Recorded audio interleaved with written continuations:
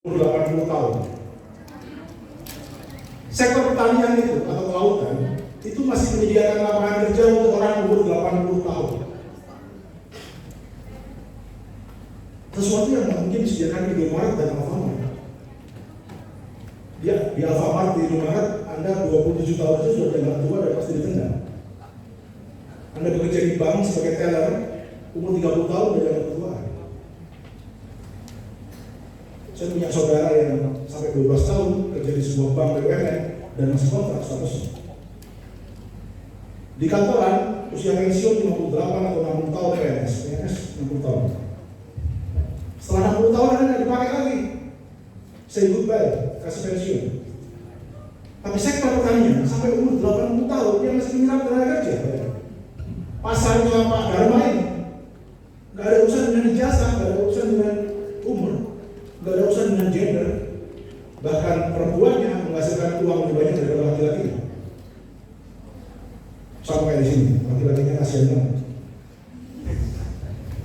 Jadi kita selalu tersihir bahwa pertumbuhan ekonomi itu harus ada investasi, harus ada bos, ada cukong, terus kita jadi buruh bekerja dapat upah. Itulah imajinasi kita soal ekonomi. Cuma itu yang dikhawatirkan. Makanya ada undang-undang namanya Cipta Kerja yang basisnya adalah investasi seperti di Rempang. Padahal lapangan kerja bisa tumbuh juga tanpa investor. Dan banyak tempat di Indonesia kami lihat, bahkan mereka ini orang-orang seperti komunitas ini justru punya daya tahan ekonomi melebihi ekonomi formal. Ketika pandemi, Anda tahu Bali, tempat di mana sektor pariwisatanya memutar sekitar 80 triliun setiap tahun. Tiba-tiba turis sepi, bandara tutup. Bukan karena nyepi dan cuma sehari, tapi hampir 2 tahun kan pandemi. Bayangin, hotel, restoran, warung, rental mobil, sopir rental mobil, guide wisata, penjaga pantai, tukang parkir. Itu selama hampir 2 tahun Bali ekonominya hancur. Kemana semua orang ini? Pulang ke kampungnya masing-masing. Ada yang ngombak ikan lagi, ada yang nanam mangga, ada satu desa di namanya Desa Tembok di Bali Utara, yang begitu pandemi kepala desanya langsung memutar otak karena tiba-tiba desanya jumlah penduduk desanya 2 kali lipat. Para perantaunya datang semua, minta makan semua. Akhirnya semua dana desa digunakan untuk membeli hasil tangkapan ikan. Jadi siapapun yang pergi ke laut, hasilnya dibeli oleh desa, kemudian dibagikan ke orang lain. Nanti yang bisa nanam tanaman pangan, mangga, buah-buahan dibeli oleh kas desa, didistribusikan. Untung masih punya laut, untung masih punya kebun mangga. Bayangkan kalau semua sudah disihir dari fasilitas wisata seperti di Bali Selatan. Jadi beruntunglah Bali Utara justru sebagai social safety net bagi industri pariwisata di Bali Selatan.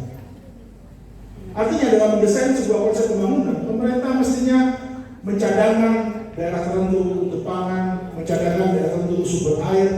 Kalau airnya bagus seperti di Wadas atau ada durian yang subur seperti di Wadas, ya jangan diubah jadi tambang batu andesit. Jadi politik tata ruang sangat terkait dengan bagaimana harusnya ekonomi nasional mendesain konsepnya untuk menjaga equilibrium. Next, kita percepat sedikit ya. Kita akan lihat sekarang.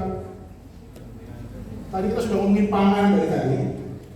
Kita sekarang akan ngomongin sandang.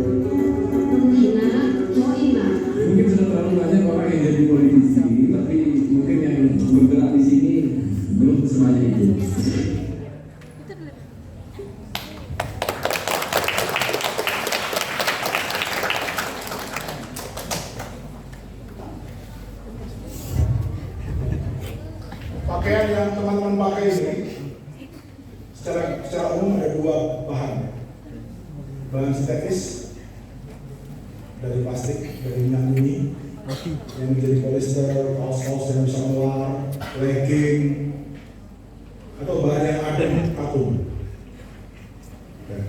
Cuma dua bahan atau campuran dari katun dari kapas. Menurut teman-teman, kita suasembada kapas atau tidak?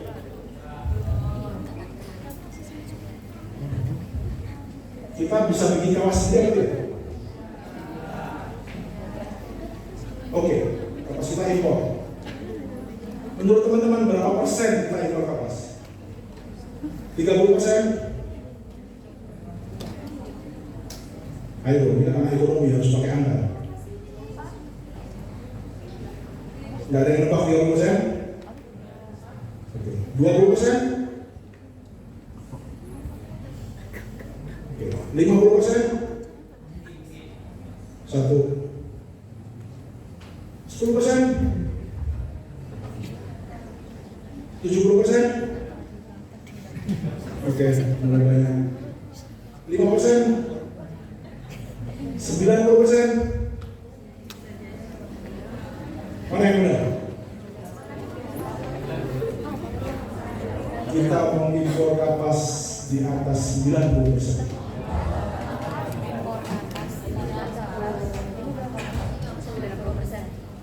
Apa lambang Pemprov Lampung? Bayangkan, ada padi dan kapas di lambang negara kita, dan ada sekitar 140 pemerintah daerah, kabupaten, kota, provinsi, desa, kecamatan. Hanya sampai pemerintah kabupaten, kota, dan provinsi 140 yang menggunakan, yang daerah yang menggunakan lambang padi kapas. Tapi lagi-lagi di sinilah paradoksnya Indonesia. Di atas 90% kapas kita impor. Beras kita pun juga impor. Jadi sama dengan nasib baju adat tadi, sudah tinggal jadi simbol. Padi dan kapas juga sudah jadi simbol, tinggal simbol. Barangnya nggak ada, barangnya kita nggak punya.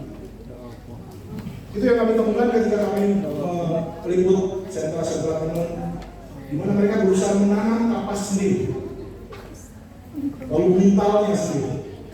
Seperti yang mengingatkan kita semua kepada apa yang dilakukan Gandhi ketika melawan kolonialisme Inggris dengan gerakan SWA, pelajaran SD dong, Mahatma Gandhi, ingat kan?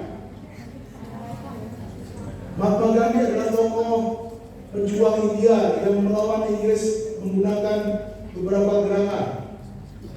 1.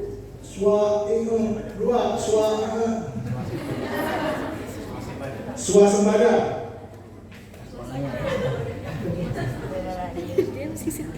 Oke, lumayan berusaha. Yang lain belum semua.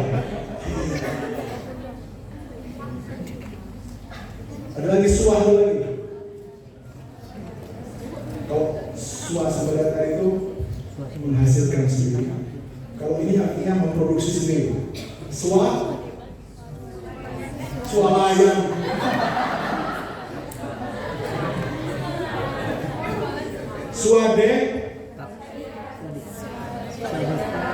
Swadesi. Oke, mungkin dulu kita beda. Itu bahan hafalan zaman saya SD. Saya nggak tahu teman-teman sekarang SD ngapalin apa. Mungkin ngapalin orang ikan. Biar kalau kita yang Jokowi yang tadi saya. Jadi inisiatif lokal ini terjadi di banyak tempat, yang mereka merasa kebudayaan saya bisa punah hanya gara-gara nggak ada lagi tanaman kapas. Sementara kain kafan saya dalam tradisi Sasak Tombo, kain kafan saya harus saya tenun sendiri. Ajaran agama dan tradisi saya bagi orang Sasak, kain kafan harus ditenun sendiri.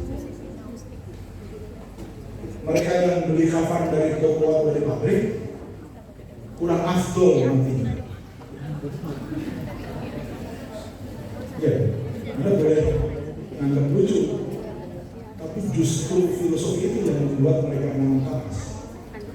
Sementara Anda yang menganggap tadi lucu, Anda yang membuat lebih kaya pabrik tekstil. Ngapain harus tanah atau harus sendiri kalau bisa beli kafan di toko atau beli dari second? Jadi bagi mereka, mungkin Anda yang lebih giliran Anda yang ditawarkan.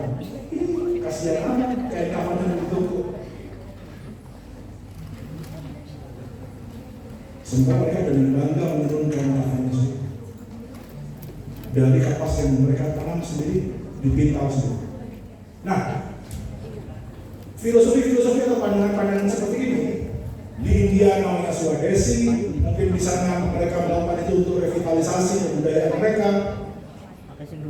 Tapi pada akhirnya semua itu bergerak tadi berusaha menyimbangi ekonomi impor yang terlalu besar di Indonesia.